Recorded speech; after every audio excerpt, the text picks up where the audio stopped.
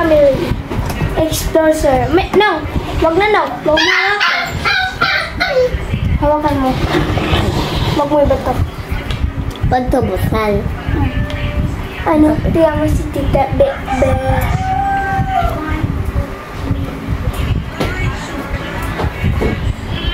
Ito lang, ha? Okay.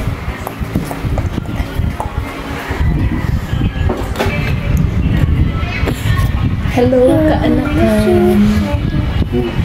Naka-play ka? Well. Nakasalat mo dito. Talante. Hello, kaanakan. Naglambang dahil may isang tita yun. Ikwatay na tita. Hello, tita Lala. Hi, hello. Ayan. Hi ka, tita Lala. Wala pa kan. Kumusta ka nga, tita Lala? Ayos ko mo yung paso. Tita Lala. Ano pa daw yung gano'n?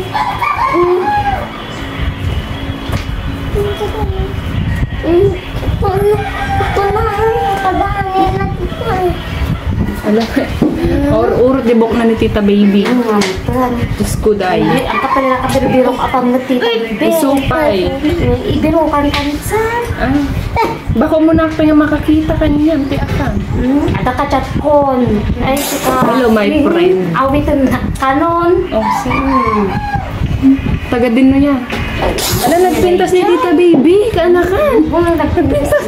Oh my God. Na yun. Sumusunod. Ganda-ganda naman niya ka. Oh my God. Kakaanakan. Nagpintas ni tita baby. Ayoko pero pagpuntahin dito yung apam ko. Baka ikaw nang magustuhan niya, tita baby. Diyos ko, dahil pag mayaman mawalan yan. na ako. My God. My God. Ala, nakulkod yung buhok ko.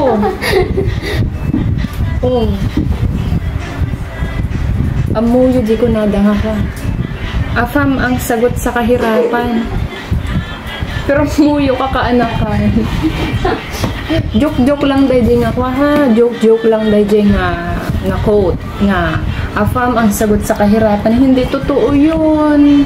Hindi totoo yun kaanakan ko. Mag-aral ka lang mabuti tapos agsipag ka ba? Magsipag ka ba sa buhay kaanakan para naman hindi mo na maipamana ang hirap ba?